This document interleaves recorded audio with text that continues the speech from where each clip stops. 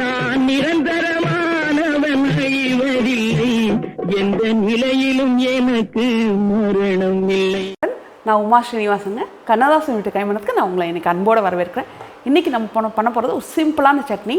இது எங்கள் ஊர் பக்கம் எதுக்கு வச்சுப்பாங்கன்னா, வெள்ளை பணியாரத்துக்கு ரொம்ப நல்லாயிருக்கும் வச்சுக்கிறாங்க. வெள்ளை பணியாரத்துக்கு தான் வைப்பாங்க கல்யாண வீட்டிலலாம். இதை இல்லைனா கார சட்னி அரைப்பாங்க வெள்ளை பணியாரத்துக்கு. இப்போ டிஃப்ரெண்ட்டாக இந்த சட்னி பண்ணிகிட்டு இருக்காங்க. இப்போ வெள்ளை பணியாரத்துக்கு இது இட்லிக்கும் நல்லாயிருக்கும், வெள்ளை பணியாரத்துக்கும் நல்லாயிருக்கும். பாங்க அதை எப்படி பண்ணலான்னு பார்க்க. நல்லெண்ணெய் ஊற்றிக்கங்க, அதான் நல்லாயிருக்கும். ஒரு 10 பல்லு பூண்டுங்க, நாட்டுப்பல் பூண்டு போட்டிருக்கேன். இப்போ இதில் மிளகா, இது வரமிளகா உருண்டை மிளகா, இது 4 போட்டிருக்கேன். அது மாதிரி சுருள் மிளகா, அது 4 போட்டிருக்கேன். ஏன்னா சுருள் மிளகா கலர் கொடுக்கும், அதுக்காக போட்டிருக்கேன்.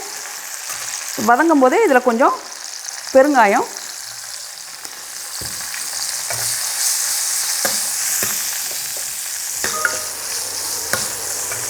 மிளகாயை கருக விட்டுற வேண்டாம்.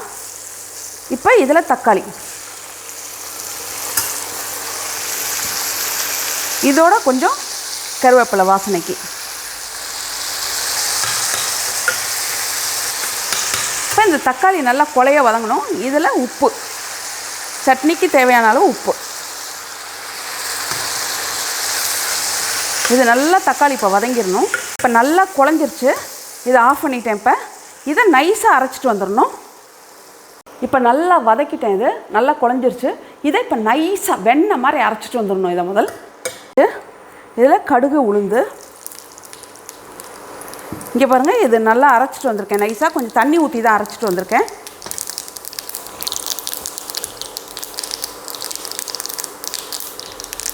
உளுந்து மட்டும் கொஞ்சம் செவக்கட்டும்.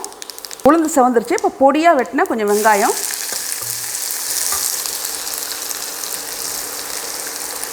கருவேப்பிலை வேணுன்னா போட்டுக்கலாம். ஏன்னா இதிலே போட்டு அரைச்சிருக்கோம், அதுவே போதும். வேணுங்க இது மேலேயும் கருவேப்பிலையும் இப்போ இன்னும் கொஞ்சம் போட்டுக்கலாம். இதை ஒரு 2 நிமிஷம் லைட்டாக உப்பு, ஏன்னா சட்னிக்கு அதுக்கு தேவையான உப்பு தாங்க போட்டிருக்கோம். இப்போ இந்தளவுக்கு லைட்டாக அந்த வெங்காயத்தில் சாரம், அந்த உப்பு நல்லாயிருக்கும். அதனால் லைட்டாக இந்தளவு உப்பு. ரொம்ப நேரம் வதக்க வேணாம் அதை, ஏன்னா நரிச்சுன்னு இருக்கணும் வெங்காயம். அவ்வளோதாங்க. இதை அரைச்சிட்டு வந்திருக்கேன் பாருங்கள், தண்ணி ஊற்றி தான் அரைச்சிட்டு வந்திருக்கேன்.